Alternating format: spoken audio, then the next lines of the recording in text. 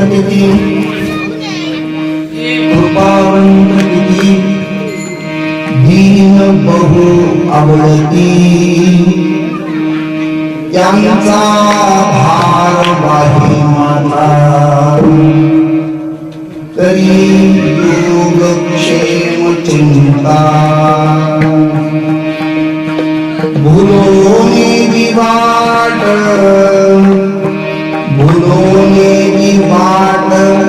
तरी धरी लावी नीट त्यांचा भार वाही माता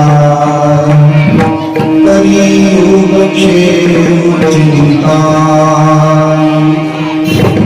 तुका म्हणे जीवे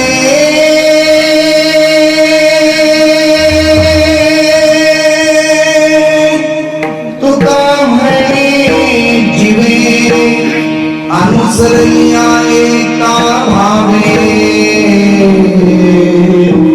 त्यांचा भार वाहे माता तरी योगक्षेम चिंता येवो येवो येवो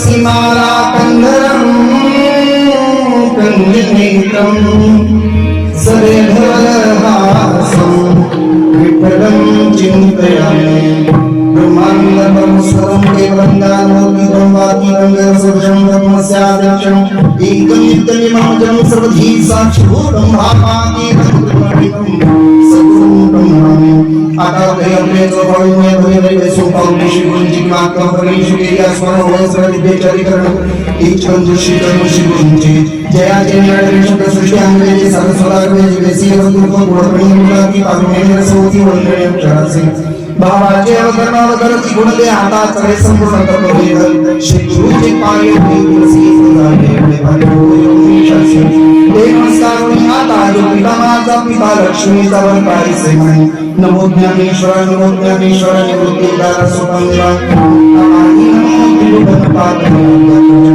देवाचे अलंकापुरण्य सिंहासनस्तंभराभूतले स्मृति प्रदेशं विनिन्द्रादिवै स्तुयमानं समाधिस्तं वन्दे ज्ञानदेवं नमामि सद्गुरुं शान्तं सच्चिदानन्द विग्रहं पूर्णब्रह्मतरां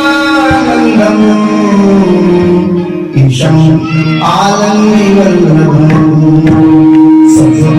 सच्चिदानन्दम् केवलं करुणाकरम् ज्ञानयोगेश्वरं वन्दे ज्ञानदेव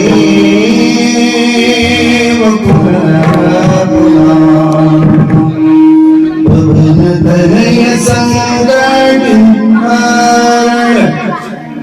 मंगलमूर्तिरूप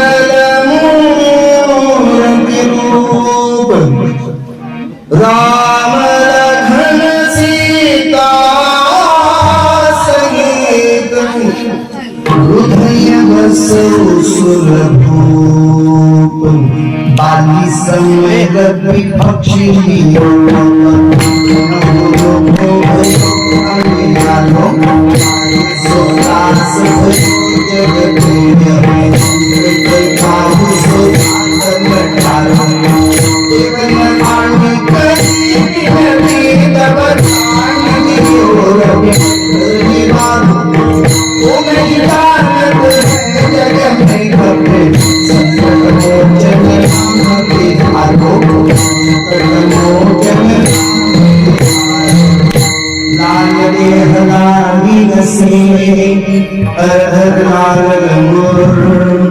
वज्रदेह दानवदनन जय जय जय कपिसुत पवन सुत हनुमान की जय मस्तक हे पाया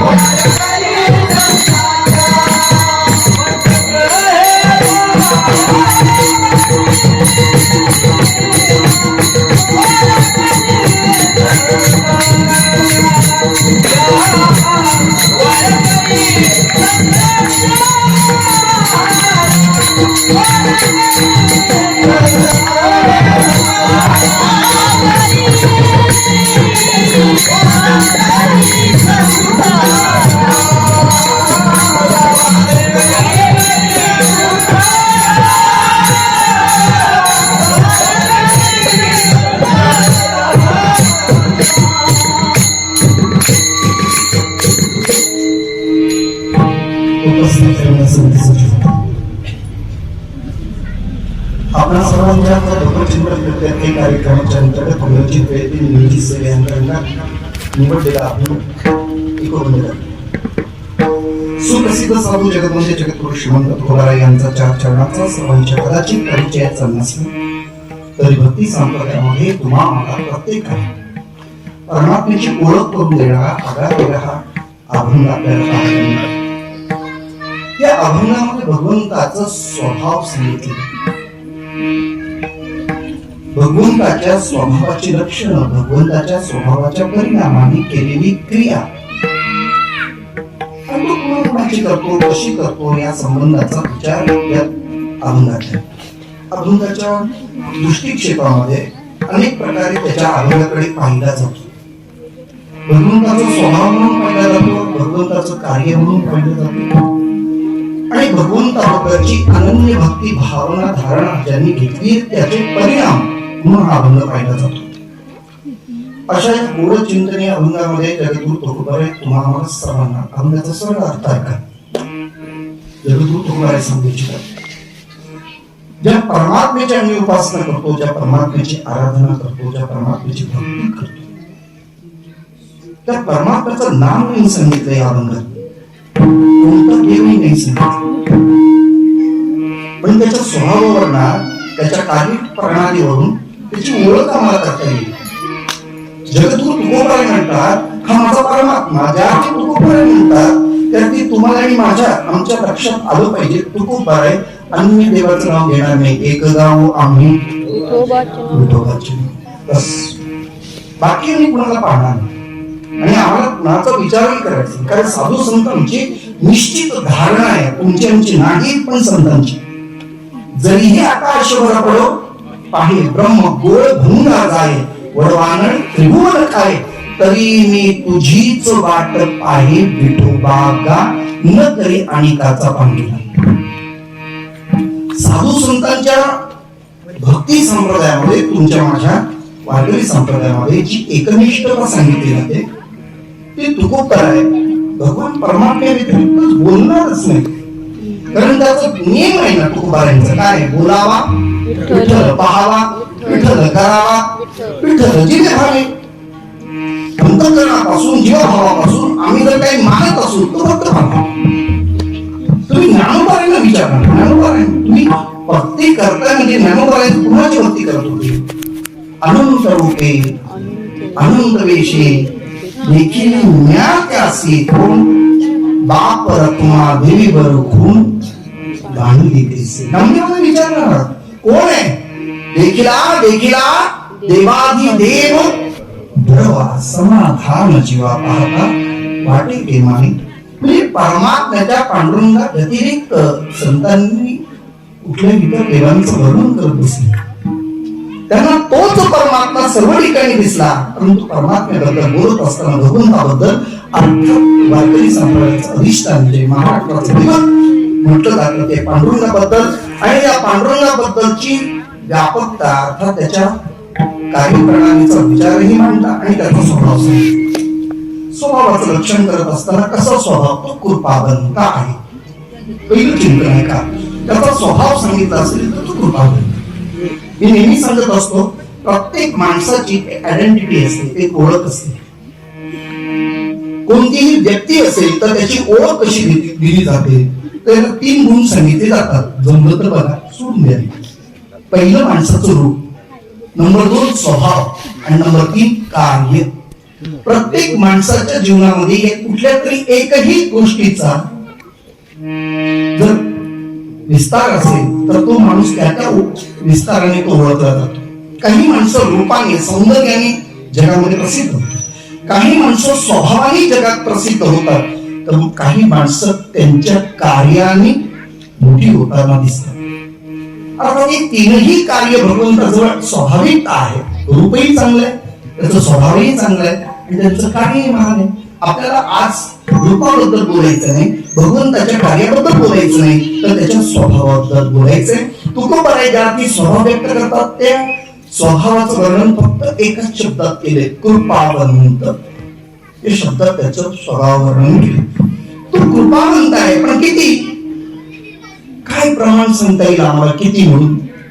हे अभंगाच्या चिंतनामध्ये त्याचं वर्णन करता येईल तेवढं करण्याचा विस्तार करेल.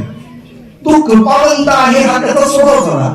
किती आहे याचं मोजमाप सांगितलेलं नाही, पण मी नंतर सांगेन. जरी सांगितलं नसलं तर तो कृपावंत आहे कशावरून?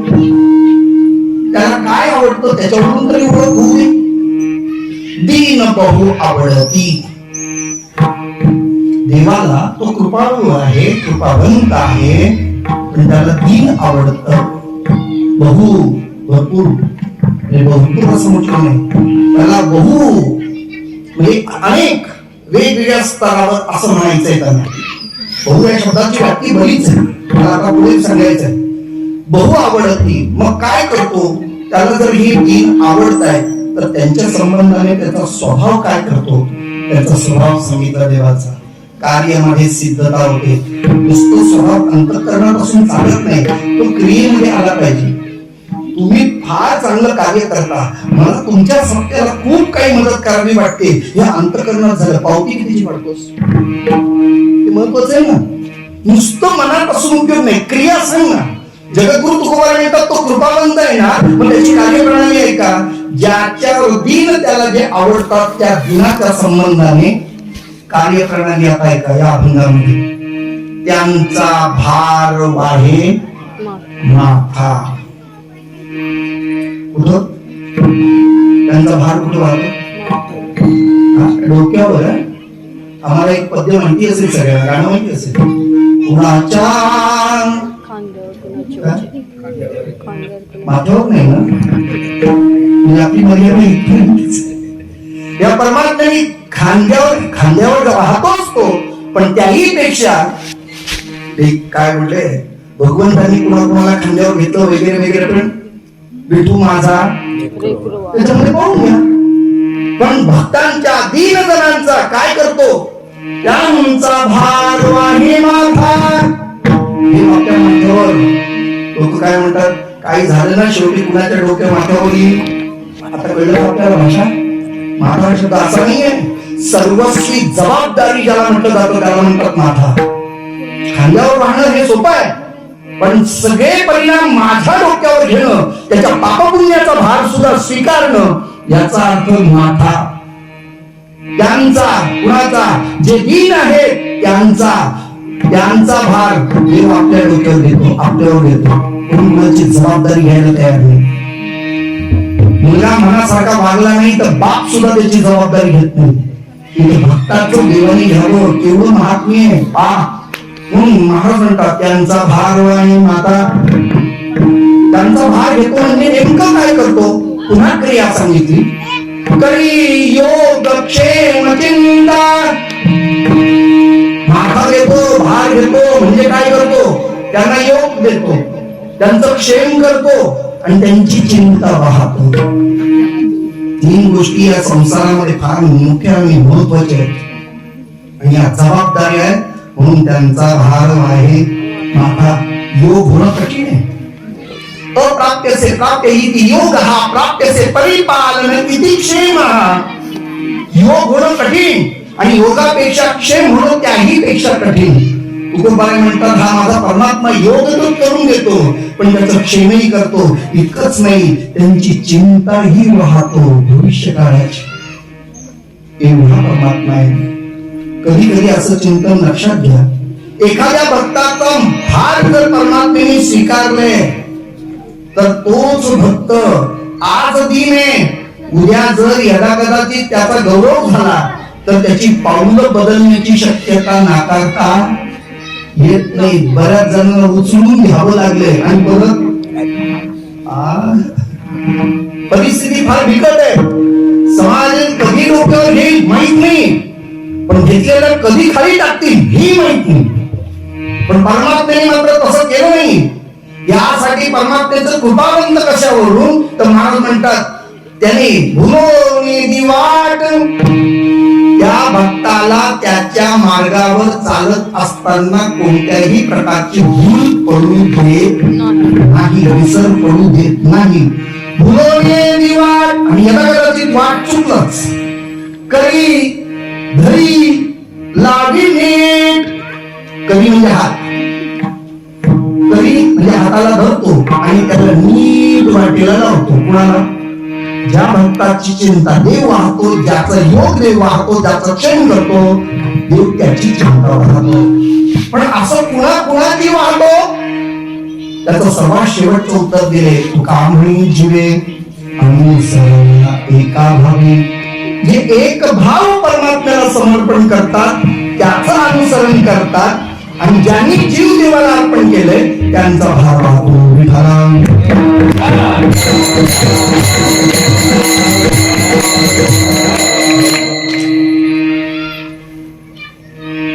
या अभंगाकडे अजून वेगळ्या पद्धतीने पाहू. कृपावंत किती, त्यांचा भार वाहे माथा. इतका कृपावंत. कृपावंत किती, कधी योगक्षेम चिंता इतकी वाहतो म्हणून त्याला कृपावंत. कृपावंत किती, भुलोनी वाट इतका. कृपावंत किती, कधी धरी लागे नीट विठ्ठला.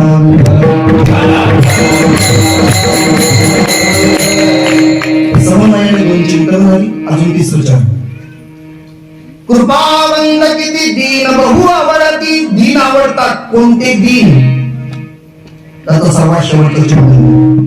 जे दीन जगद्गुरु तुकोबांना अपेक्षित आहे ते दीन शेवटच्या चरणात आहे. तुका म्हणी जीवे अनुसरल्या एके भावे. असे जे कोणी असतील ते दीन ते मला आवडतात.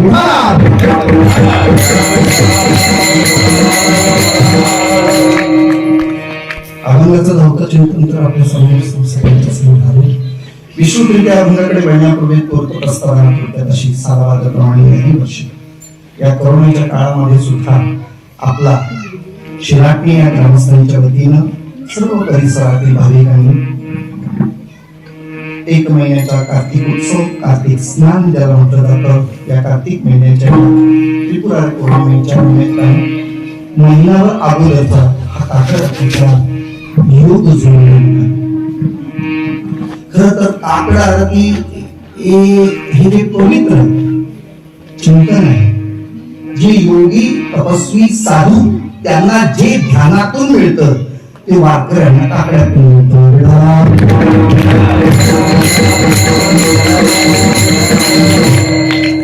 काय होईल लोक काकड आरतीचा विचार कधीतरी एक छोटासा विचार म्हणतो, कधीतरी जोपर्यंत माणसाचे पाप जात नाही, पापाचा चलू भिडे तव पुण्याची पहाट पुढे, माझी मूर्ती प्रकटे पंढुरंगा. पाप जोपर्यंत नष्ट होत नाही, पुण्य जोपर्यंत उदयाला येत नाही, तोपर्यंत परमात्मा कधीही प्राप्त होत नाही. पाप जर घालवायचं असेल आणि पुण्य जर प्राप्त करून घ्यायचं असेल तर एकच करावं लागेल,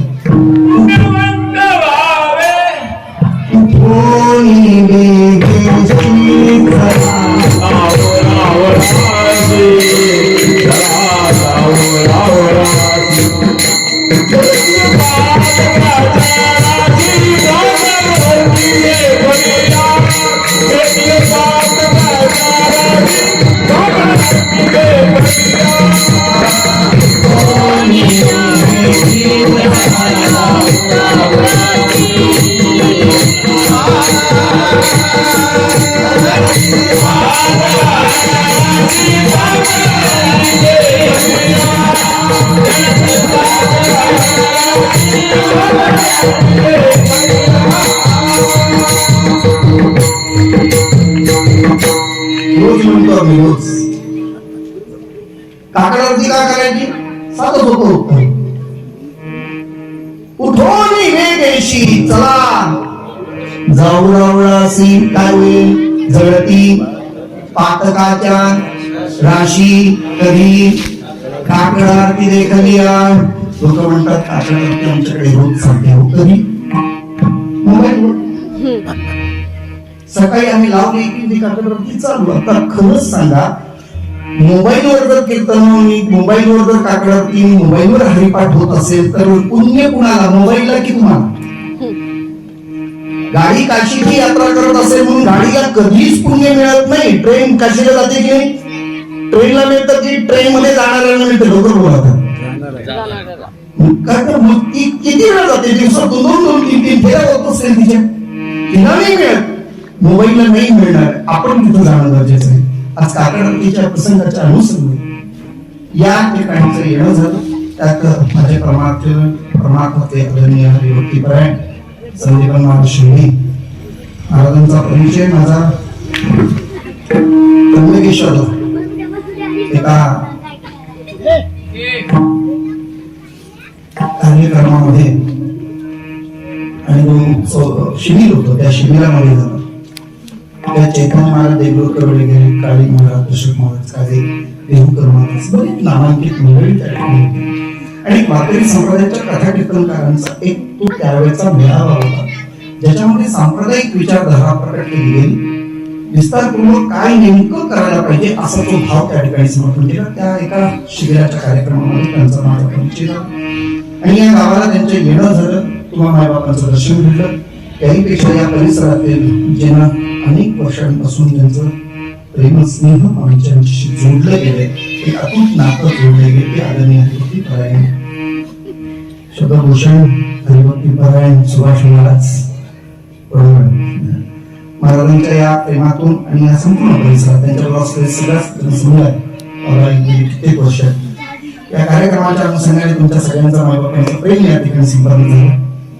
चांगले बहुतेक कीर्तनकार, प्रवचनकार मंडळी या ठिकाणी उपस्थित आहेत. मी सर्वांचा नामोल्लेख करत नसलो तरी सर्वांच्या पवित्र चरणाला प्रणिपात करतो आणि कार्यक्रमाच्या अंतर्गत लगेचच पुढे येतो.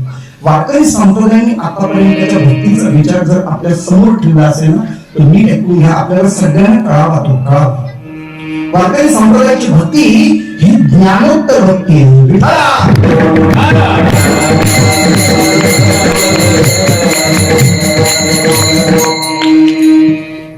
ज्ञानोत्तर भक्ती म्हटलं म्हणजे नुसती भक्ती करत नाही, तर ज्ञान प्राप्त झाल्यानंतरची भक्ती आहे.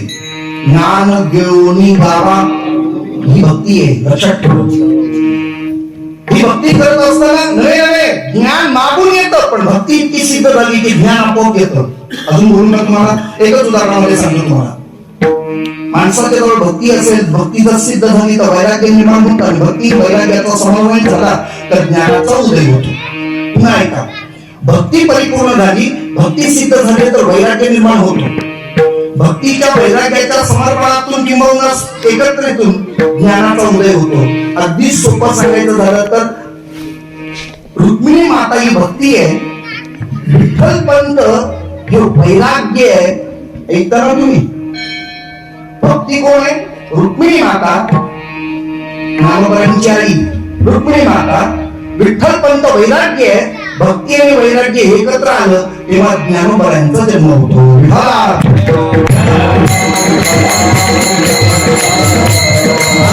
काकडावरती म्हणतो, पुढे भक्तीने धरिले हाती, मागे ज्ञान वैराग्य धर्म येती, स्थिर केली ती अचपळ होती, सिद्ध आणूनी लागली पंथी गाव, कोणी आलोया देश. इतकं सोपं आहे. अजून सांगतो तुम्हाला, भक्ती करायची म्हणजे काय? ज्ञानोत्तर भक्ती का म्हटलं? आम्ही त्या देवाला झोपवतो पण, आणि आम्ही त्या देवाला म्हणून लोक करतात. देव झोपला, तुम्हाला काय वाटतं सांगा ना? देवाला झोपवलं तर काय होईल? रातराणीला बसलेल्या प्रवाशांनी जरा कधीतरी विचार करा. 10 वाजता एसटी मुंबईवरून सुटलेली आहे आणि ती आता गावाकडे येते. 11, 10:30, 11 वाजेपर्यंत तिकीट कलेक्शन झालं की तो कंडक्टर छोटीशी बेल वाजवतो. बारीकशी बेल वाजवली की कळलं तुम्हाला काय होतात? Light of. आणि मग लाईट ऑफ झालं, याची मान त्याच्या खांद्यावर, त्याची मान याच्या खांद्यावर, सगळे झोपू लागतात. समजा त्या गाडीतले 40 सीट असतील, 50 सीट असतील, सगळेच्या सगळे झोपले, आणि एवढ्या त्या ड्रायव्हरने म्हटलं कंडक्टरही झोपला तर मी तरी कशाला गेलो? काय हरकत आहे? काय होईल? काय होईल? बोला लोक. अरे कोण झोपला तर सगळे झोपतील. या जगाचा नियंता तो परमात्मा, तो जागा आहे अजून, आणि तरी सुद्धा आम्ही भक्तीतून त्याला झोपवतो. बोला, झोपवतो की नाही?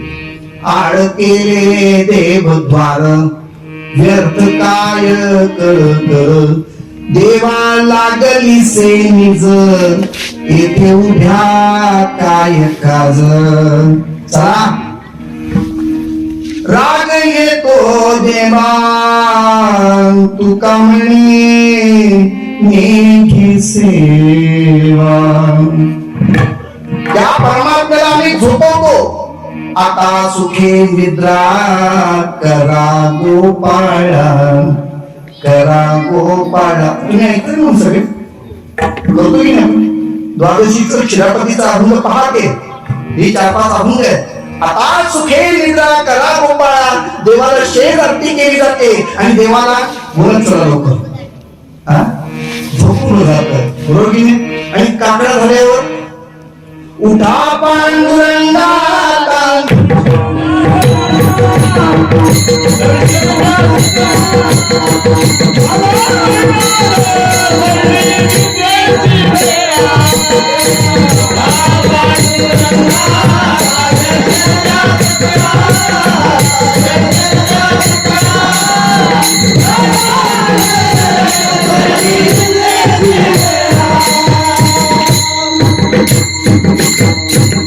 रात्री त्याला झोपायचं आणि सकाळी काय म्हणायचंय?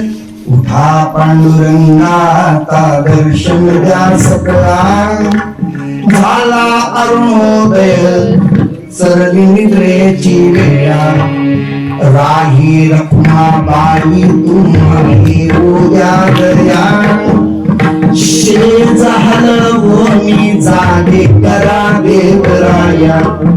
कुठं तुम्ही मी परत बोलतोय, वारकरी संप्रदायाची परमभक्ती जर कोणती असेल तर हे सिद्धांत आहे.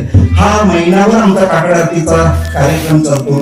सगळ्या माता भगिनी नवे सगळे पुरुष ब्रह्ममुहूर्तावर उठून स्नान संध्या करून भगवंताच्या दरबारामध्ये काकड आरतीसाठी येतात. महिनाभराचा हा कार्यक्रम झाला. आता ज्या परमात्म्याची आम्ही सेवा करतोय, आराधना करतो, उपासना करतो, ज्याला आम्ही परमश्रद्धेय मानतो, या परमात्म्याचा स्वभाव आम्हाला कळला तर आमची भक्ती खरी ठरेल.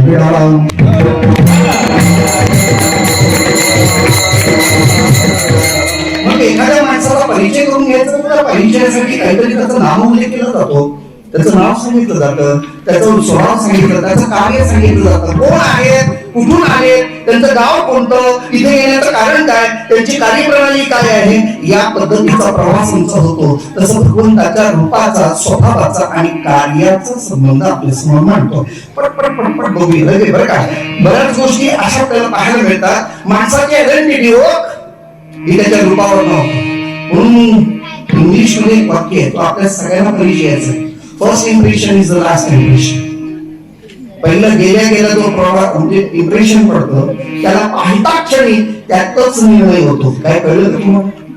हे परमार्थातच होतो असं नाही, संसारात पण होतो.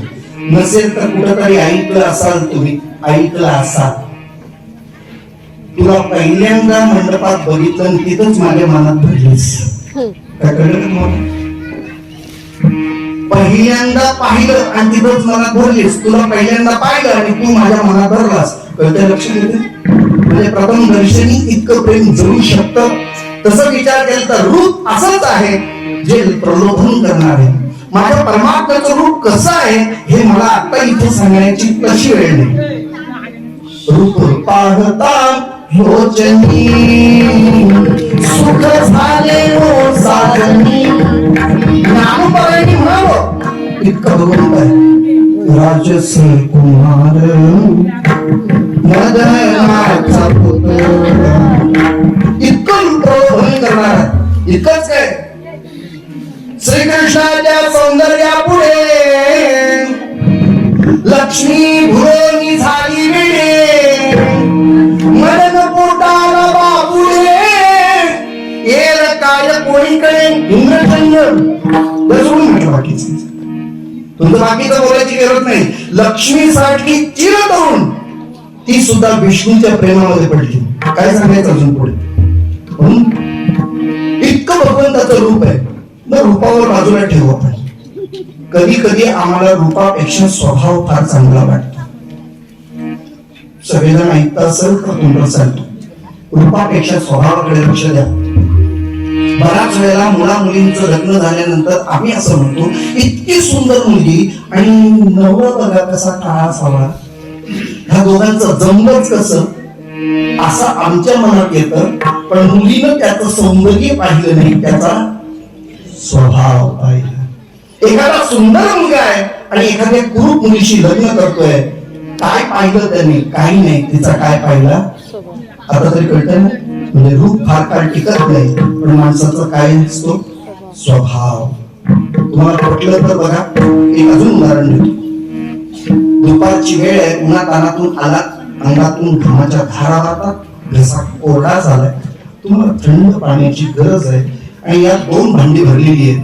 एक सोन्याचं भांड आहे ज्याच्यामध्ये तापलेलं गरम पाणी आहे, आणि एक मातीचं भांड आहे ज्याला मडकं म्हणू, त्यात थंड पाणी आहे. कुठलं पाणी प्यायला? सोन्याच्या भांड्यातलं घ्या. सोन्याचं आहे पण त्याचा स्वभाव गरम आहे. हे मातीचं आहे पण त्याचा स्वभाव थंड आहे.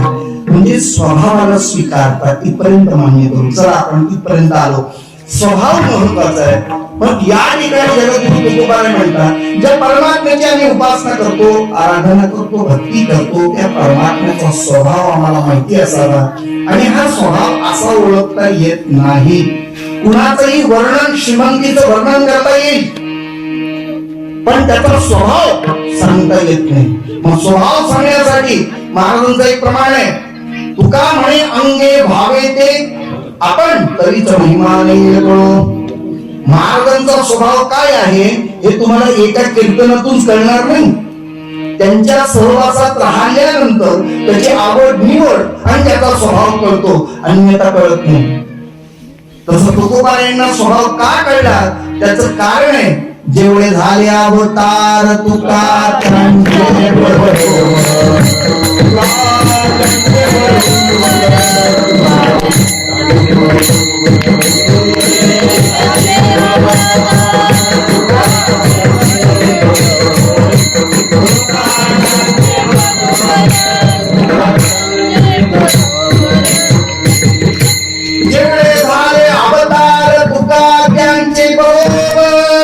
तुकोबाराय देवाच्या बरोबर आले आणि देवाच्या बरोबर गेले. ते आले आणि देवाला आणलं.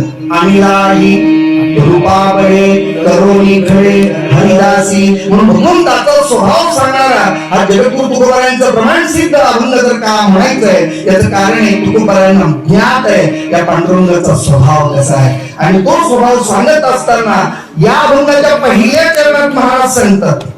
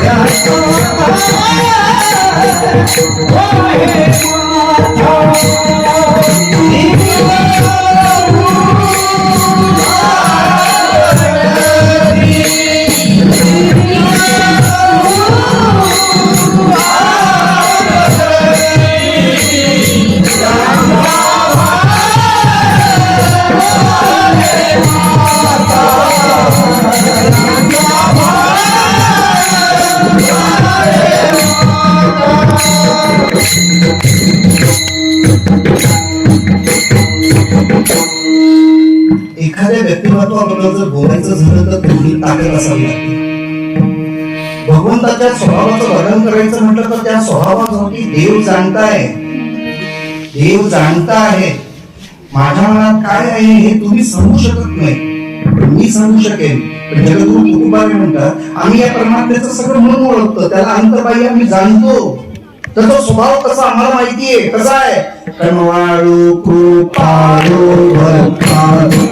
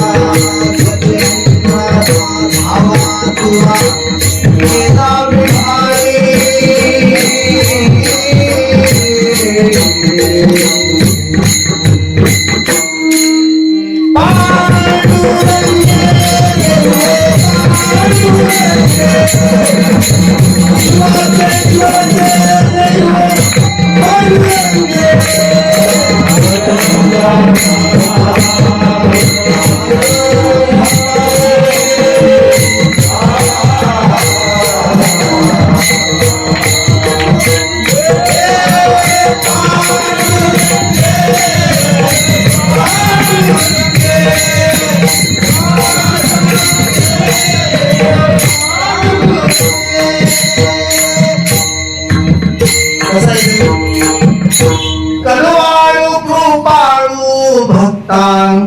लागी मोही. हा स्वभाव आहे देवाचा. तो करुणाळू आहे, तो कृपाळू आहे, तो भक्त सहोदर आहे, त्याला भक्त आवडतात, प्रिय आहे तो. आणि तो काय करतो, कुणाचाही जाती पंथाचा धर्माचा कुठलाच हेतू त्याच्या मनात नाही. अगदी चतुष्पादी आघवे धरणी केली. 4 पायाचा गजेंद्र पशु आहे, पण नुसती हाक मारली तरी तो येतो. एवढा कृपावंत आहे.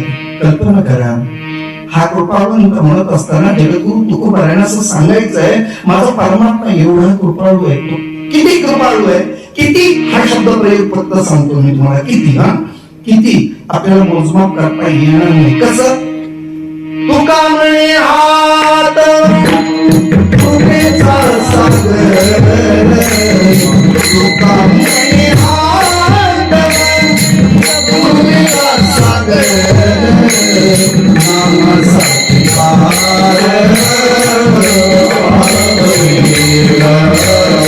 नामासाठी पार.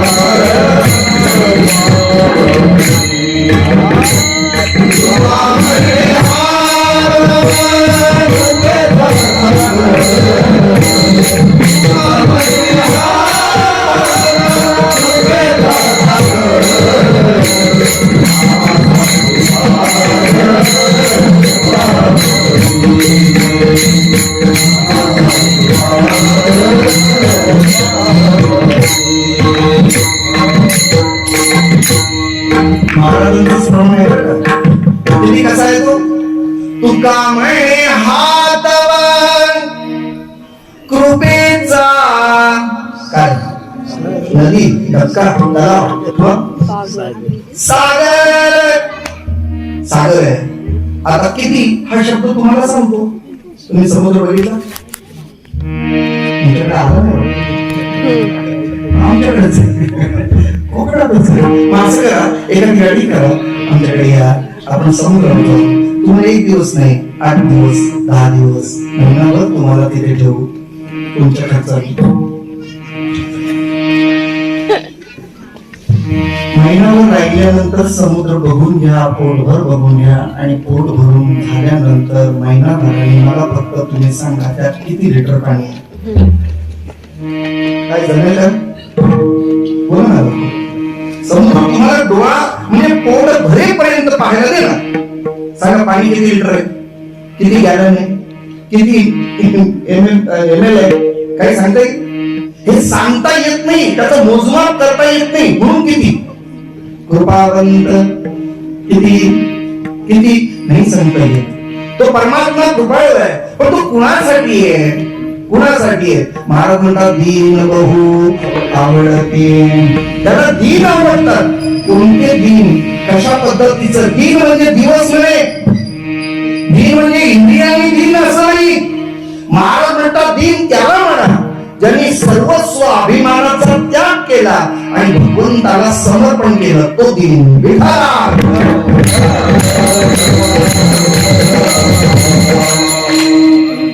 अभिमान सांडोनिया दीन पाठीला. तो स्वतःचा पण अभिमान टाकतो आणि त्याला अभिमान आवडत तीळ मात्र होय अभिमान. मेरू तो समान भार देवा, तीळ मात्र अभिमान देवाला सहन होत नाही. तो समान त्या मेरू पर्वत इतका भार होतो देवाला. म्हणून अभिमान विरहित जे भक्त आहे ते देवाला आवडतात. आता प्रत्येकाचा विचार करा.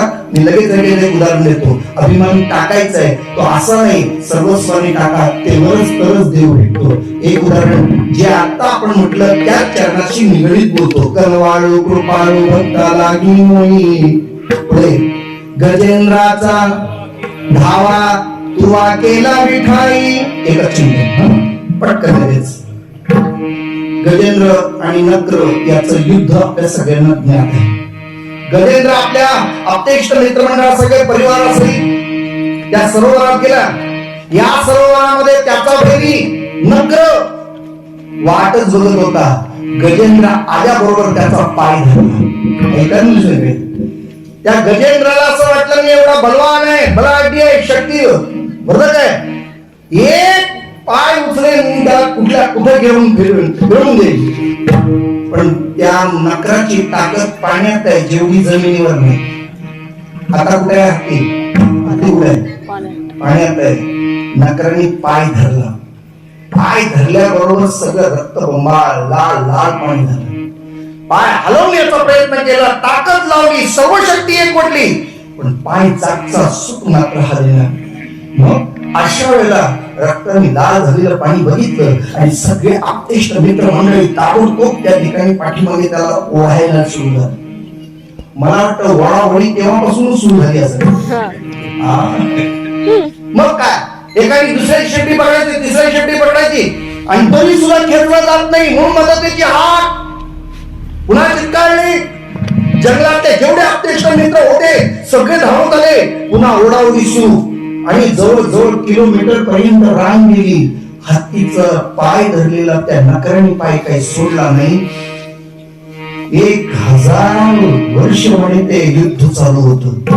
जी लांब बसलेली होती ना, लांब, ती मागच्या मध्येच निघून गेली.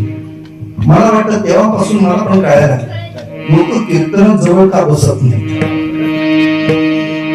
लांब असलं की बरं असतं. म्हणजे काय, जमलं तर जमलं, बुवाचं नाही का बाहेरच्या वेळेला मी इथं कोणाला बोलत नाही का, मी त्या गोष्टीमधलं सांगतो. लांबची माणसं हळूहळू लांब निघून गेली. घरातले नातेवाईक सुद्धा सोडून गेले. तुका म्हणे तेथे सोडविना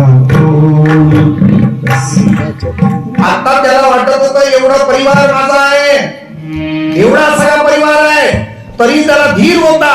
पण सगळ्या परिवाराने सोडलं, नवे नवे स्वपत्नीने सुद्धा सोडून दिलं. अजून किती वर्ष याच्या करायची? आता राहिला एकटाच. मग काय, समोर असलेला एक सरोवरातला कमळ घेतलं, सोंडीमध्ये धरल्याने असेल कोणी ब्रह्मांड नायक, त्याच्यासाठी हाक मारली.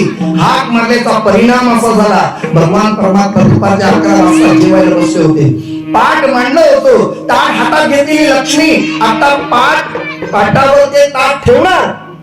एवढ्या देवाला हाक कानी पडली आणि देव भाण्यावरून उठून खाट करून उभे राहिली. लक्ष्मी विचारते कुठं? एवढंच विचारलं, ह कहे लक्ष्मी, ही कहे गजराज, आगे छुटत आहे गोरी पीछे होता बाहर. तेवढा वेग होता देवाला. गोळी जशी बाहेर पडते, आवाज गोळी पुढे निघून जाते आणि आवाज मारून होतो बंदुकीच्या गोळीचा. तोपर्यंत गोळी सुटलेली असते. देवाने गरुडाला बाजूला ठेवलं आणि ह म्हणायला लक्ष्मीकडे, आणि हत्ती एवढं शब्द आहे तो ती म्हणायला हत्तीच्या जवळ आला. त्या परमात्म्याने या हत्तीला आपल्या जवळ घेतलं, आपला त्या हत्तीचा स्वीकार केला. कधी स्वीकार केला? जेव्हा सर्वस्व देवाला अर्पण केलं तेव्हा त्याला म्हणतात देवळा.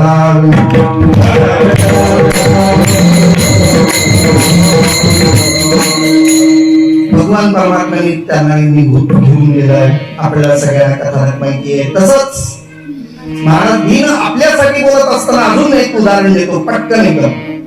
कौरवी पांचाळी सभे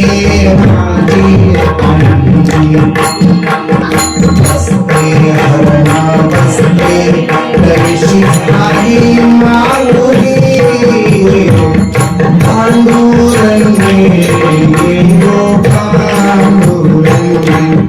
आपल्याला कथा माहिती, विस्तार करत नाही.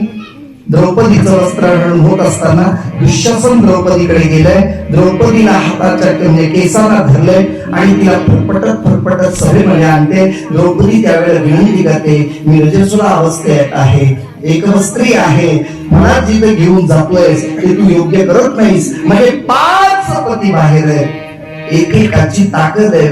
काय एकावरून बळी रे.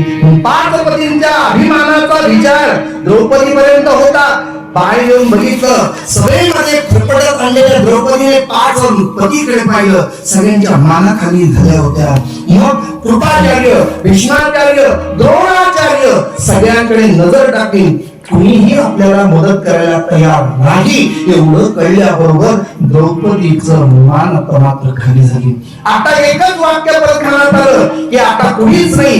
सगळ्यांनी मानाखाली झुकवल्या. याचा अर्थ सगळ्यांना हे अभिप्रेत आहे. मग स्वतःच बाहुबल लावलं, आपल्या दोन्ही हातानं ते पदर हाताशी धरलेले, दाताने धरले, जेणेकरून या माझी लज्जा रक्षण होईल. पण दुःशासनाच्या ताकदीपुढे एका झटक्यात हातातला आणि दातातला पदर सुटला. आता मात्र मोकळं होण्याची पलीकडे पर्याय नव्हता. मग धावा कोटे गुंतलासी द्वारे केला धाया, कोटे गुंतलासी द्वारे केला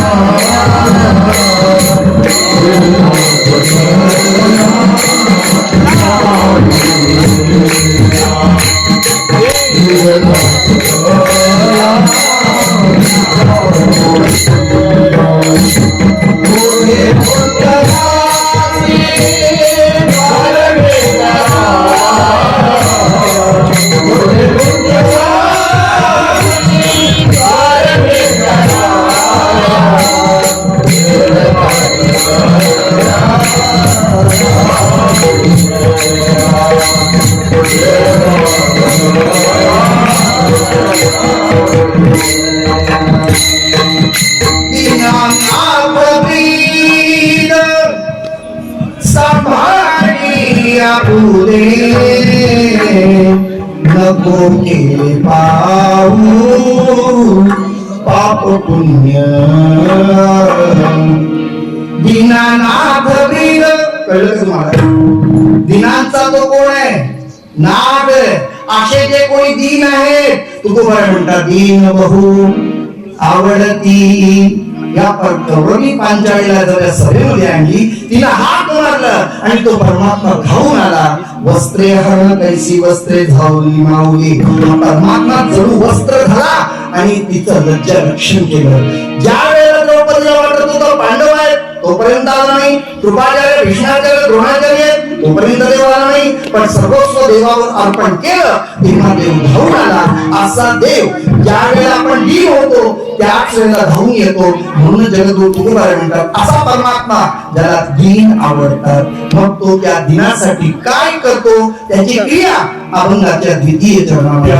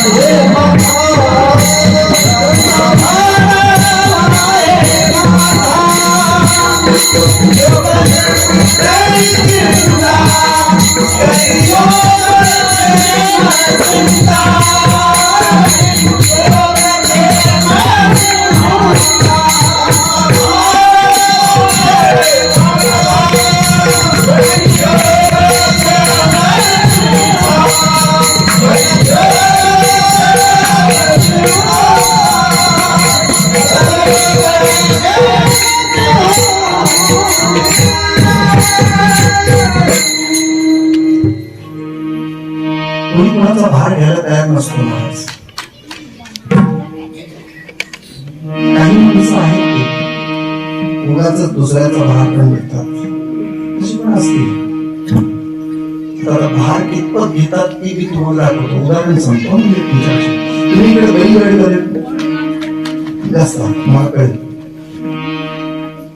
आमच्याकडे पूर्वी भात वगैरे जायला असं कोणी घेऊन जायचं झालं बैलगाडीत. एक बैलगाडीवाला लोणावळ्यात गेला, भात वगैरे काही दिलं टाकला आणि बैलगाडी घेऊन येत होता.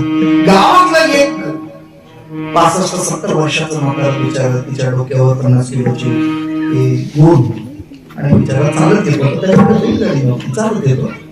गावात असल्यामुळे बैलगाडीवाल्याने थांबवलं. बाबा बसा बसा, गाडीत बसा. तो म्हणतो नको, तुझ्या बैलाला माझं ओझं कशाला? रिकामीच गाडी चालली, घरीच चालली, चला तुम्ही बसा. गाडी थांबवली. म्हातारं आत बसलं आणि बसल्यानंतर काही अंतर चालून गेल्यानंतर त्या गाडीवाल्याने विचारता विचारता मागे वळून बघितलं. बाबा बसले होते, पण बाबाच्या डोक्यावरची गोण डोक्यावरच होती. कळलं का तुम्हाला? म्हणाले, अहो बाबा डोक्यावर गोण कशाला ठेवली? तो म्हणतो नको, माझं ओझं तुझ्या बैलाला ठीक आहे, पण माझ्या पोत्याचं ओझं तुझ्या बैलाला नको. नाही, बसले लोकांनी खरंच सांगितलं, हे पोत्याचं ओझं कुणावर होतं? कुणावर होतं बरं? तर बैलावरच होतं, पण यांना काय वाटत होतं? कुणावर आहे? हे विनाकारण ओझं घेतलेले. तशी बरीच माणसं आपण होतो, विनाकारण ओझी वाहतो. काही त्यांचा आपल्या काही संबंध नाही, तरी सुद्धा वाहतो. पण परमात्म्याने जे ओझं पाहिलं ना, ते काही आगळं वेगळं आहे. आणि 2-3 प्रकारचं चिंतन करेन. आता वेळ आहे तेवढ्या बोलतो. देव त्यांचा भाग वाहतो. कुणाचं? त्याच्यासाठी एक उदाहरण सगळ्यांना माहिती आहे तेवढ्याबद्दल बोलतो बरं का. काही काही माणसांना खूप चिंता असते. त्यापैकी काही माणसं एकाने चिंता वाहिली. मुलींजीला विचारलं, आपल्या खजानामध्ये किती पैसे आहेत? किती पैसे? मुलींजीने कॅल्क्युलेशन केलं, वर्षाला किती खर्च येतो, आपल्याकडे किती साठा आहे आणि किती वर्ष अजून जगलं जाईल. आपण या सगळ्या गोष्टीचा विचार केला आणि मग त्याने अंदाज काढला आणि अंदाज वर्तवलं. ऐका सगळ्यांनी. मुलींजीने सांगितलं, काही केलं नाही तरी 60 पिढ्या बसून खातील. एवढं. काही नाही केलं तरी काय? किती पिढ्या? 7 पिढ्या. मुलींची समोर मोकळा झाला. शेठ चिंता. मुलींची बोलतो, काय चुकलं? बरोबर सांगितलं नाही, 7 पिढ्या बसून खातील. तो म्हणतो, मूर्ख आहेस, तुला कळत नाही. 7 पिढ्या खातील, 8वी पिढी काय खाईल? कुणाची चिंता नाही, किती व्हायची? 8वी पिढी आणि 7 पिढ्या बसून खातील, हे 8व्या पिढीची चिंता करतोय. तो बरं म्हणतात, इथं चिंता कशी? सत्यभामेला चिंता पडली होती आणि प्रश्न पडला होता. सत्यभामा विचार करते, हाच कृष्ण पती आहे, तो मला जन्मोजन्म मिळावा, यासाठी मी काय करावं? म्हणून ती विचारत असताना नेमके नारद महर्षी तिथे गेले. नारदांना विचारलं काय करावं लागेल? नारदांनी सांगितलं, जी गोष्ट आम्हाला आवडतीये ना, ती दान करा, तुम्हाला जन्मोजन्म मिळेल. म्हणे वस्तू दान देता येतं, पण व्यक्ती दान देण्याची अजून पद्धत यांनी विचारलं की ही वस्तू दान देता येतं, पण व्यक्तिदान देता येत नाही. व्यक्तिदान देता येत नसेल तरी घेणार असेल तर व्यक्तिदान दिले तरी घेण्याची पद्धत आहे. म्हणे देवाला दान कर, म्हणे घेईल कोण? तुमच्याकडे गावचं हे मंदिर आहे, या मंदिराचं पुजारी कोणीतरी असेल माहिती आहे ना? त्याला महिना किंवा वर्षाचा आपलं काहीतरी ठरलेलं असेल, बरोबर आहे. ज्या कुटुंबातला आहे ना, ज्या कुटुंबातलं आहे त्याचं जर कोणी निवडलं तर त्याच्याऐवजी दुसरं कोणाला तरी ते पूजा करायला सांगतं. 8-10 दिवसाचं किंवा दशक्रियापर्यंत काही पूजा करायची नाही, तो मी विधी पाळतो म्हणून तो दुसऱ्याला सांगतो. ते लगेचच म्हणतात तेवढं जमणार नाही, तेवढं सोडून बोला. 8-10 दिवस पूजा करायला कोणी तयार नाही तर देव कोण घ्यायला तयार असेल. मग तुकोबाई तरी म्हणत होते की नाही, देव घ्या कोणी लोकांनी काय उत्तर दिलं? देव लगे, देव लगे, साखर मिळते कुंदले जागे. अरे देव नकोच, शेवटी फुकट घ्या म्हणायची वेळ आली. देव म्हणला म्हटलं फुका घ्या तरी कुणी घ्यायला तयार नाही. आणि इथं तर देव द्यायला निघाले कोण? सत्यभामा. कुणाला दान करते? कुणाला? नारदाला. आणि पाणी सोड लवकर. नारदाच्या हातावर पाणी आणि समर्पण करून टाकले. कृष्ण समर्पयामी, कृष्ण समर्पयामी, समर्पण केलं. ओला हात घेतला आणि नारद महर्षी देवाच्या त्या सिंहासनाजवळ आले.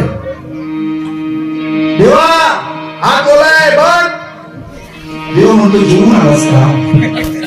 हात उजवा आहे ना, तुझ्या लक्षात आलं ना, कधी सांगायची काही गरज नाही.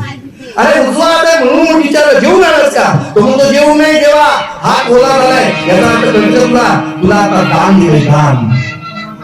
ठीक आहे म्हणे, मग काय करायचं? काय नाही, मी सांगेन तसं तू वागायचं. म्हटलं चल. देव म्हणाला बरोबर, मला सेवा करायची संधी मिळाली. काय घेऊ? तुमची वनकटी कुठे आहे?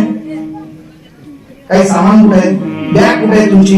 नारदाने सांगितलं माझ्याकडे वनकटी नाही, बॅग नाही, काही नाही. मग काय? म्हणून विना आणि चिपळ्या आहे. मग त्यातलं काय घेऊ? त्यांनी सांगितलं, नारदाने सांगितलं विना आणि चिपळ्या पण घ्यायचे नाही. मग काय करायचं? एखाद्या माणसाला कमी पडायचं असेल तर नीचातलं नीच काम द्यायचं असतं असं म्हणून नारदाने सांगितलं, या माझ्या चपला आहेत ना त्या घे, त्या उचल, खडा उचल त्या. काय देवाचं भाग्य उदयाला आल्यासारखं. का? संत चरण रज लागता सहज वासनेचे बीज जळून जाय. भाग्य माझं उदयाला आलं का? ह्या संत चरणाची धूळ माझ्या अंगावर पडावी म्हणून हिंडे मागे मागे असा तो परमात्मा. आता माझ्यासारख्या किंवा एखाद्या महात्म्याने जर सांगितलं तर ती चप्पल घ्यावं तर तो माणूस तिथून पाहिजे अशी ओळखतो. ही घ्या, कळतं तुम्हाला? ती उचलून द्यावी असं वाटत नाही, कारण इतकं खाली व्हावं लागेल. पण भगवंत होता तो, त्यांनी त्या चपला सगळ्या उचललेल्या कुठे घेतल्या? प्लास्टिकच्या पिशवीत. तेव्हा प्लास्टिक होतं की नंतर म्हटलं बरं, कागदाच्या पिशवीत नाही, मग रुमाला नाही, मग जशा होत्या तशा घेतल्या आणि कुठे घेतल्या? बोला आता लोक डोक्यावर घेतल्या. डोक्यावर त्यांचा भार वाही माथा. अजून तुम्हाला एक सांग, देवाचा भार म्हणजे भक्ताचा भार कसा घेतो फक्त आठवण करून देतो. विस्तार नाही. नामदेवांना गुरु करावं लागेल असं परमात्म्याने सांगितल्यावर नामदेव महाराज निघाले. औंढा नागनाथाजवळ शिव मंदिरामध्ये आतमध्ये प्रवेश केला. तिथं विसोबा खेचर होते. कुठं होते त्याचे पाय? डोकर शंकराच्या पिंडीवर, शंकराच्या माथ्यावर. पिंडीवर होण्यापेक्षा माथ्यावर. तुझ्या लक्षात येते? देवानी जणू ते पाय कुठे घेतले होते? आपल्या डोक्यावर. कारण बाजूला केलं तर देव लगेच तिथं सरकायचा, पुन्हा तिथं केलं पुन्हा सरकायचा. याचा अर्थ सर्व ठिकाणी देव आहे ही भीती नंतर आली. तो हा नंतरचा. मला एवढंच म्हणायचंय, देवानं या भक्तांचे पाय कुठे घेतले? माथ्यावर. त्यांचा भार वाही माथा. आणि काय करतो? तरी योगक्षेम चिंता. त्याची योग पण करतो, क्षेम करतो आणि चिंता राहतो.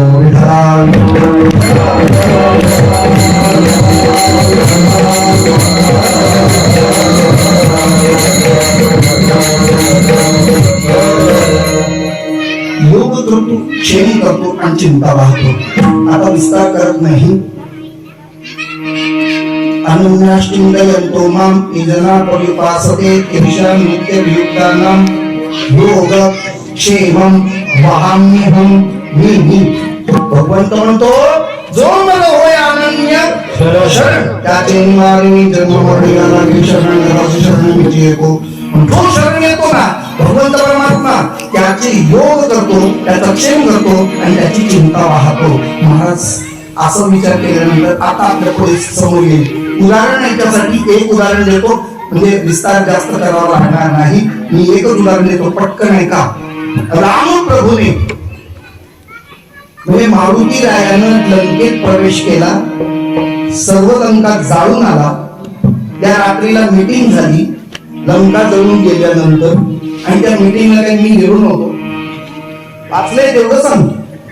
मीटिंग मध्ये विषय पहिला उपस्थित झाला, एक बंदर आके अकेला बंदर आके पूरी लंका को जलाकर चला गया, अब क्या किया जाए?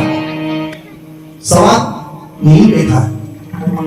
एक अकेला बंदर आके पूरी लंका को जलाकर चला गया, अब क्या किया जाए? सगळे शांत होते.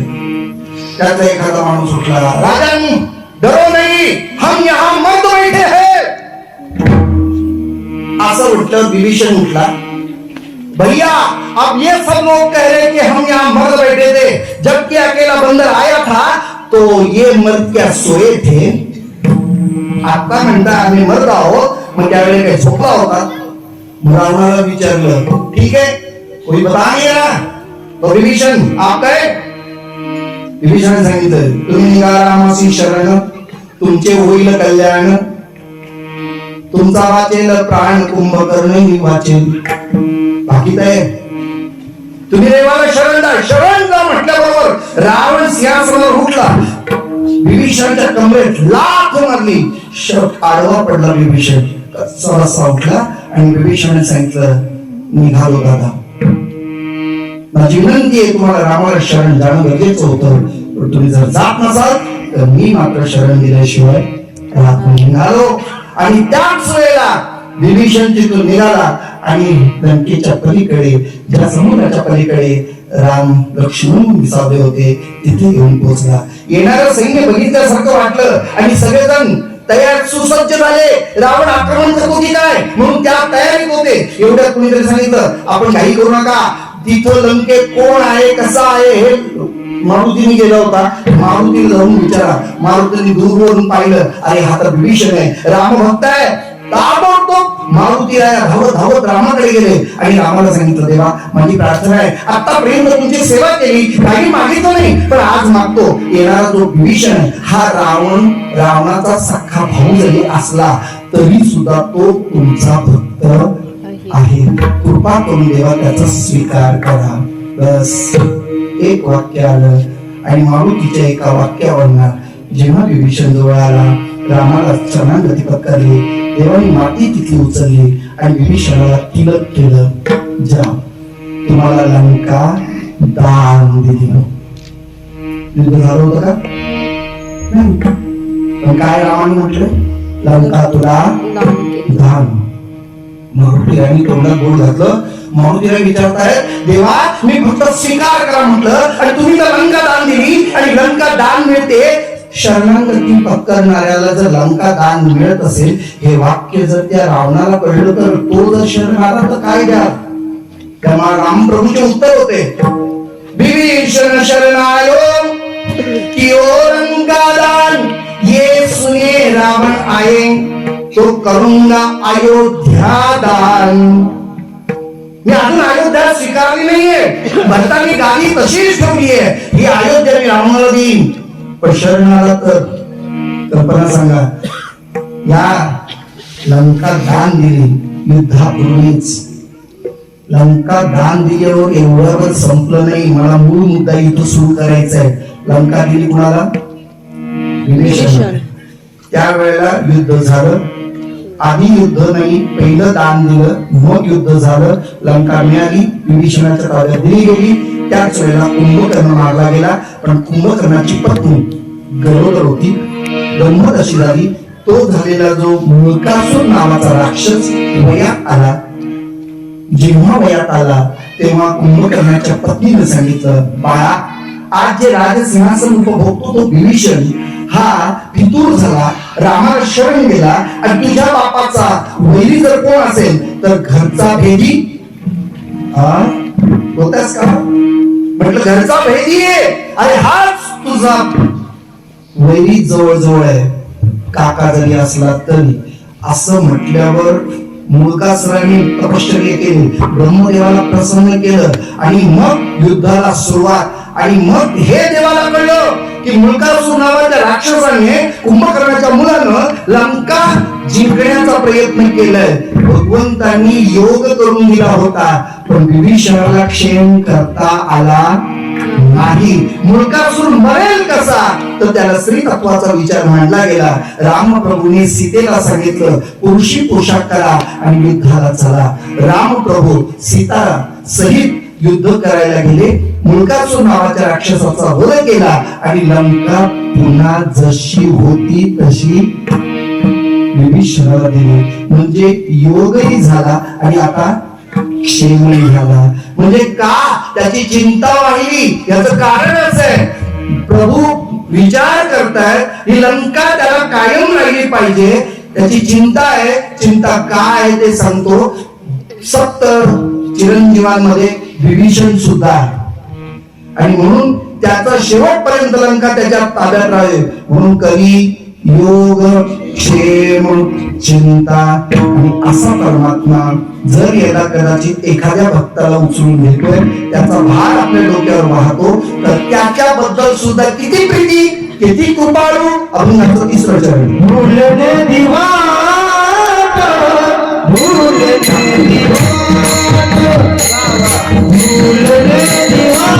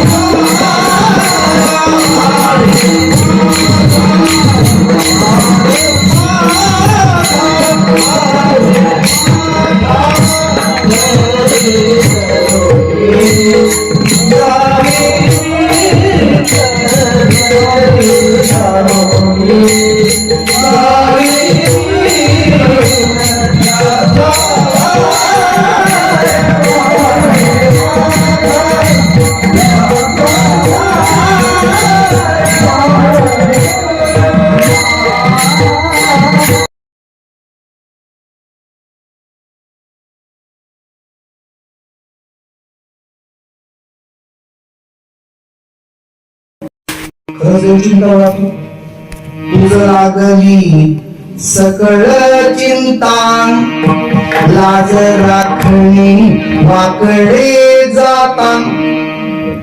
भक्त जरी तुम्ही असो तरी कधी पाऊल वाकडा पडेल त्याचा चढत नाही. महाराज असं म्हणून काय झालं, म्हणून महाराजांना प्रमाण सिद्ध सांगितलंय. अरिषी सदा परमार्थ करावा, पायन ठेवावा.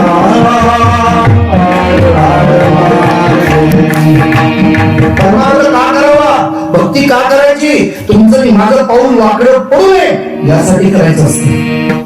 लोक म्हणतात नाही आम्हाला काय भक्ती करायची गरज नाही, पाऊल वाकडं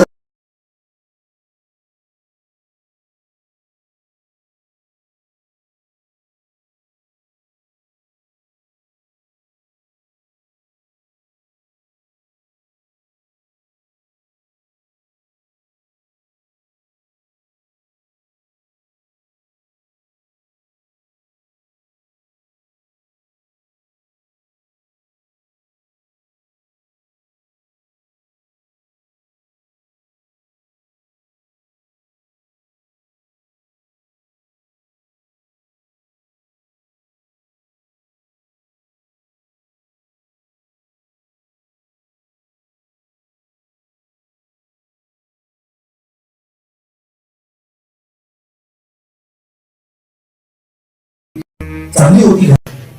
त्या सुंदर स्त्रीकडे पाहिलं आणि बिल्व मंगळाची बुद्धी बदलली, काही वाईट विचार मनावर आले, कळलं नाही, क्रियाही बदलली.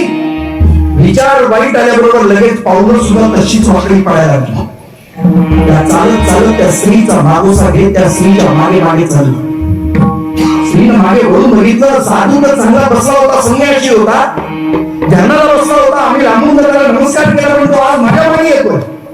ती झपाझपा पावलं टाकत घरामध्ये गेली आणि दारात बघितल्यानंतर बिल्व मंगळाने समोर बघितलं आणि अचानक मध्ये स्मृती भरून झाला होता. तो पुन्हा स्मृती सावरली. बिल्व मंगळाच्या लक्षात आले आपण काहीतरी चुकलो होतो. ज्या कार्यासाठी निघालो तो कार्य बाजूला राहिला आणि नको त्या कार्याकडे आमची वाटचाल सुरू झाली. भूल पडली, कैसी भूल पडली गेली, पडली भूल. आता आता काय नाही, कशाने पडली, काय पाहिलं, कुणी पाहिलं म्हणे. सगळ्यात जास्त पाप जर या शरीरात कुणापासून होत असेल तर डोळ्यापासून. म्हणून या डोळ्याच्या वरती बसवली तिला काय म्हणतात, काय म्हणतात तिला, पापणी. जास्त पाप करते म्हणून तिला काय बसवली, पापणी. म्हणजे आपल्याकडे सगळ्यात जास्त पाप कशाने होत असेल तर डोळ्याने होतो. आता लक्षात आलं, ज्या डोळ्यांनी मला इथं बदलवलं, ज्या डोळ्यांनी मला भुलवलं, ते डोळेच बाहेर काढले पाहिजे. बिल्व मंगळांनी त्या समोरच्या माणसाला सांगितलं, थोडस मी प्रवासी आहे, मला 2 दाभण मिळाले तर बघा. त्याला असं वाटलं प्रवासी आहे, प्रवासाला काहीतरी शिवायचं असेल, गोंधळी काहीतरी शिवायचं असेल. 2 दाभण त्याच्या हातात दिले.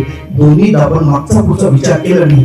ज्या डोळ्यांनी हे पाप घडवलं त्याच डोळ्यात दोन्ही दाभण भोरली आणि भोवळच सगळी बाहेर काढली. आपल्यामुळे किंवा आपल्या या गोष्टीमुळे त्याला पश्चाताप झाला. या माणसाने त्याचा हात धरला आणि याला जंगलात सोडून दिलं. तोच बिल्व मंगळ जंगलात गेला, त्याचं ध्यान चिंतन करू लागला. एक दिवस चालत असताना बिल्व मंगळ आता कडे लोट होईल इतक्या अंतरावर जाऊन पोहोचला होता. दूर खाली कडा आणि मोठी उंच कडा, त्यातून जर खाली पडलं ना तर तुकडे तुकडे होतील. आपल्या समोर असलेली नागफणी नाही, तो उंच कडा, असा कडा समजा जिथं चित पाकू नाही, तिथं भगवान परमात्म्याने बालवेश घेऊन गोपाळांचे गाई राखण्याच्या निमित्तानं त्याला सांगितलं, ए बाबा पुढे जाऊ नकोस, पडशील, अरे भुकट मरशील. बिल्व मंगळांनी विचार केला, आतापर्यंत इतका काळ गेला, कुणी आवाज कोणाचा आला नव्हता, आणि आज हा बोलणारा कोण. जाता जाता तो आता एक पाऊल पुढे टाकणार आणि तो खाईत पडणार. भगवंतांनी हात धरलं आणि मागे ओढलं. तुमच्या लक्षात येत असेल, ज्या वेळेला कोणी आंधळा असेल तो कधी आपला हात धरतो, त्याचा हात आपल्या हातात देत नाही. तो हात ठरवतो आपल्यावर. त्याला माहितीये हे कुठं सोडून जातील त्याचा काय भरोसा नाही. तर भगवंत परमात्म्याने हात धरल्या धरल्या बिल्व मंगळाने हात धरलं, पण देवाने हात सोडलं. आणि मग बिल्व मंगळ म्हणतात, देवा अरे हात सोडून जातोय सरे, या हृदयातून जाऊन दाखव. कारण हरीला पंढरीचा चोर, त्या हृदया बांधी खाना केला. म्हणजे याच ठिकाणी जर विचार करायला लागलं तर या गोष्टीमध्ये एखादा वक्ता, एखादा महात्मा कदाचित भुलला, वेळेवाकडं पावलं पडली, माझा परमात्मा त्याला सांभाळतो. कसा सांभाळतो, कसा सांभाळतो, वाट लावी काही धरोनी,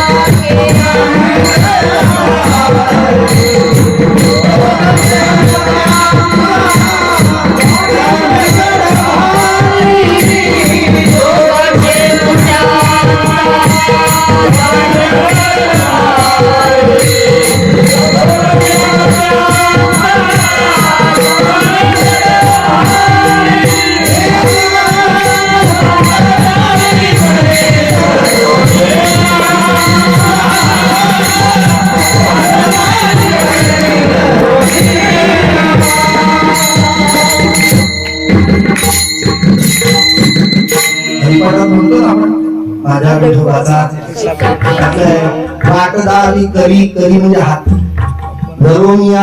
हा परमात्मा काय करतो, त्याला हाताशी धरतो आणि नीट वाटेल लावतो. तेच या अभंगातल्या 3ऱ्या चरणाचा उत्तरार्ध आहे. करी धरी नीट लावी वाटे, तुम्हाला चांगल्या मार्गावर नेतो असा परमात्मा कृपाळू आहे. पण कुणासाठी हो, कुणासाठी तो कृपाळू आहे मान्य आहे, धीन त्याला आवडतात ही मान्य आहे, पण कुणासाठी आपण तुका म्हणे जीवे, तुका म्हणे जीवे,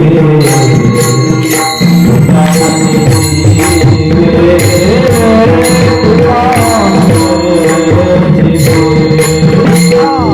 म्हणे जीवे.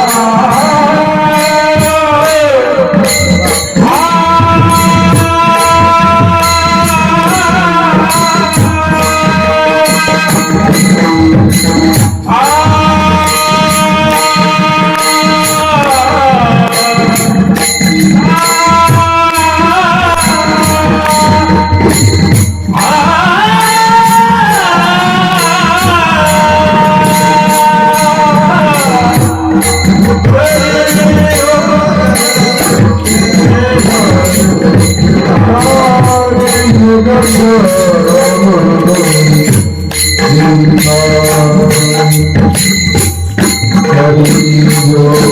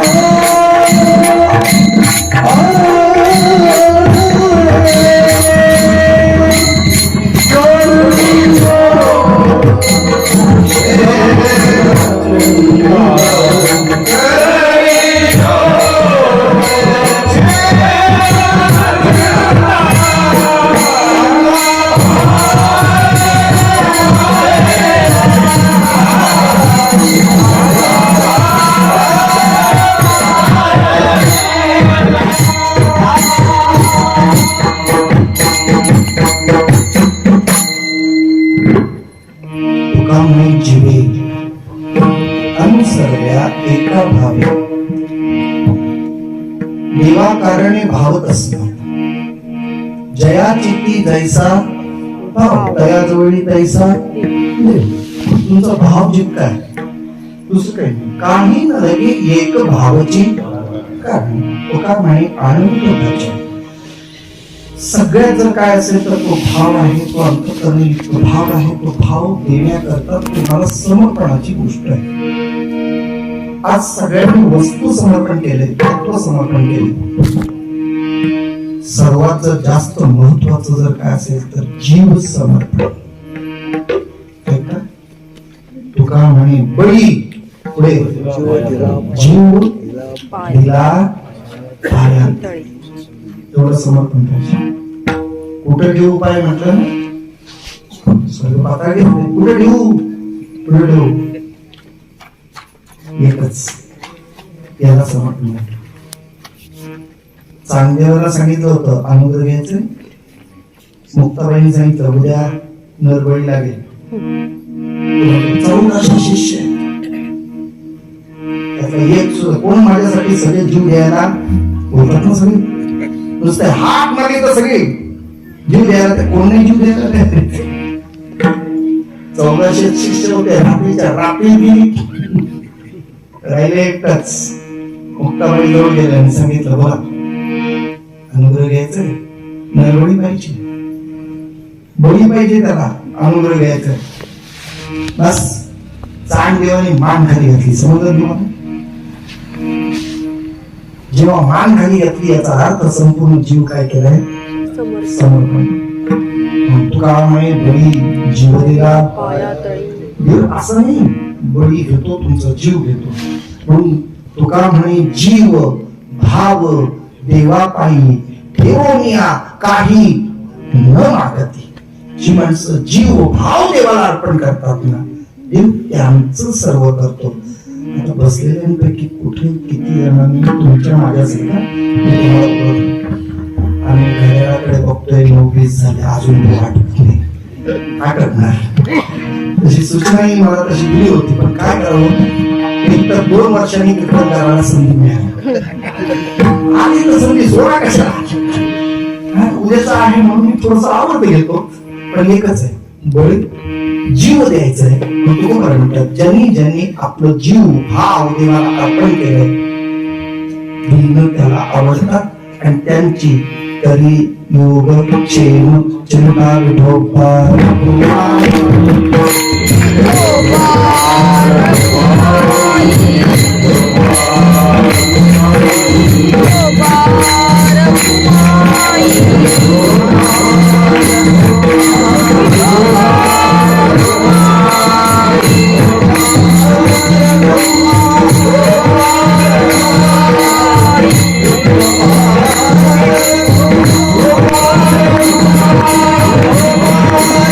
Oh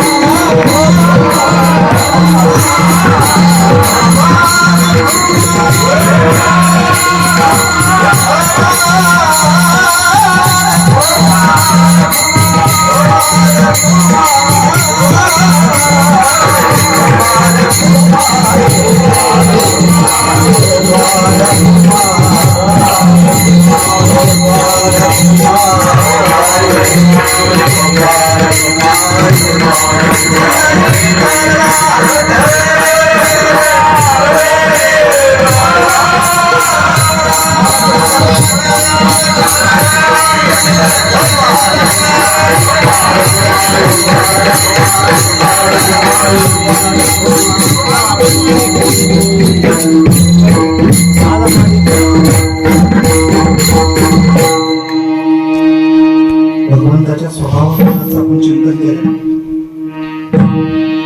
त्याचं कारण सांगू तो स्वभाव कधी बदलत नाही नाही म्हणून त्याला एक वाक्य आपण म्हणतो स्वभावाला औषध नाही औषध नाही. सगळ्यांचे स्वभाव सारखे नसतात बरं का. काही काही माणसांचे स्वभाव विचित्र असतात मला पुढे जायचं नाही सांगून द्या. मूर्ख तो समजावते ज्ञान गाठिका जाय कोल्यान होय बुजवा सौमन साबून जाते. कोणाला समजवलं तर समजावण्याच्या पलीकडे असतो ते बदलत नाही. काही काही माणसं बदलतील पण त्याचा स्वभाव ते टाकायला तयार नसतात. तो स्वभाव इतका असतो ना मेल्यानुसार तो सुद्धा स्वभाव त्रास देतो.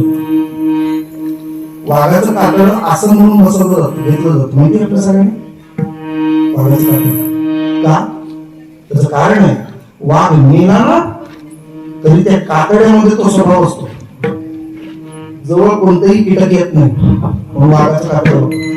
अजून बघायचंय तुम्हाला हे पक्वादाचे 2 पान आहेत. एका बाजूला वाघाचं कातड लावा आणि दुसऱ्या बाजूला शेळीचं कातड लावा लावून तर बघा वाघाच्या कातड्यावर जर थाप मारली ना त्याचा आवाज जरी त्या शेळीच्या कातड्यावर गेला तर शेळीचं पान लगेच फाटून जातं. स्वभाव आहे बदलत नाही. जसं त्या त्या ठिकाणी त्या त्या पद्धतीचा स्वभाव त्यामध्ये परमात्म्याचा स्वभाव बदलतो आणि तो परमात्मा भक्त स्वभाव त्याला भक्त आवडतात पण कोणते दीन बहु आवडते किंवा एका तुका म्हणे जीवे अनुसर्या एका भावे एक भाव ज्याने दिलाय ना त्याच्यासाठी देव दीन होतो. त्याच्यासाठी दीन असल्यामुळे तो देव परमात्मा त्याची चिंता पाहतो. वाङ्मयीन सेवा आहे झाली असं गृहीत धरतो. उर्वरित चिंतन कधीतरी या वेगळ्या चिंतनात पाहू. उद्याच्या काल्याच्या कीर्तनाचा योग आहेच आपण लवकर आलात लवकर सुरू करू लवकर चिंतन संपवू. पुष्पांजली परमात्म्याच्या ठिकाणी समर्पण करतो. सुंदर कार्यक्रमाचं आयोजन नियोजन या ठिकाणी झालं. आतापर्यंत 9:30 वाजेपर्यंत आपण सगळेजण शांतपणे बसला. अजून एक 5 मिनिटं आयोजन नियोजनाचं मान सन्मान असेल तो झाले आणि हा कार्यक्रम संपेल. मी इथेच वाणीला पुनर्विराम देतो. ज्या साधू संघाने आपल्याला हे मार्गदर्शन केलं त्या तुकोबारायांचं एका भजन करा. ज्ञानेश्वर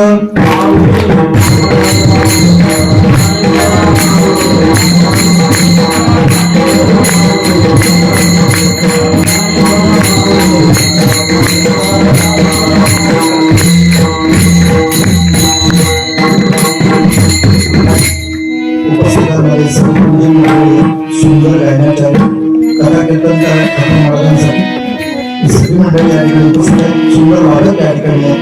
एकेकाला संधी देत आपण या ठिकाणी आहेत. वादक आहेत आणि सगळी नाती मंडळी सगळे कार्यकर्ते वेगळ्या स्तरावर असतील. सगळ्यांच्या पवित्र चरणाला प्रणिपात वांगे इथंच पूर्ण करा. आमच्या भेटून